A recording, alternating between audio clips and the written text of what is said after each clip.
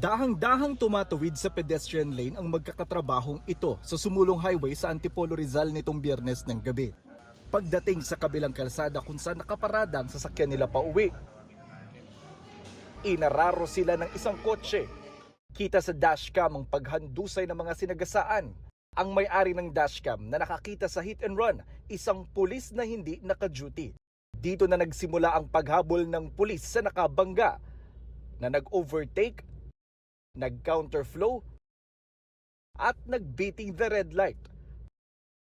Pati pulis na humarang na mismo sa kalsada tila babanggain pa. Umabot ng 10 minuto ang habulan bago na corner at napatigil ang driver. Inaresto siya mismo ng humabol na off-duty na pulis. Nagpakilala akong pulis. Sabi ko, may nabangga ka ron sa sumulong highway, kaya na pa kitang hinahabol, huminto ka na. At then sinabi sa akin, tatabi na po ako. And then nilapitan ko siya, sabi ko, sugang kilos na masama. Nakakulong ang driver sa presinto ng Antipolo Police sa Kogyo. Tumanggi siyang magbigay ng pahayag. Sabi ng umarestong pulis, umamin ang driver na nakainom siya. Pero Ayon sa kanya, hindi niya alam na meron siyang nabangga. Tapos nung tinanong ko rin siya, kung nakainom siya, inamin niya nakainom siya. Tinanong ko kung saan siya nag-inom, somewhere in Quezon City. Nasabi niya sa akin. ang driver empleyado pala ng LTO o Land Transportation Office.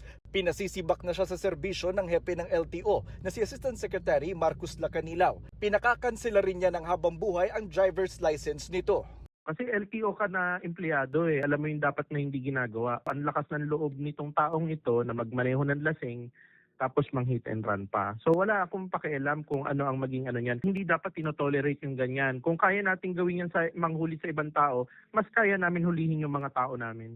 Sa lakas ng pagkakabangga na yung pinatunghod ng kotse na empleyado ng LTO, ang sabi po ng isa sa mga biktima na kausap natin, desidido siyang magsampa ng kaso laban sa driver na maharap po sa reklamong reckless imprudence resulting in physical injury at abandonment of one's own victim. Nakalabas na ng ospital ang dalawang babaeng nasagasaan, nabugbog at nagkasugat-sugat ang katawan nila.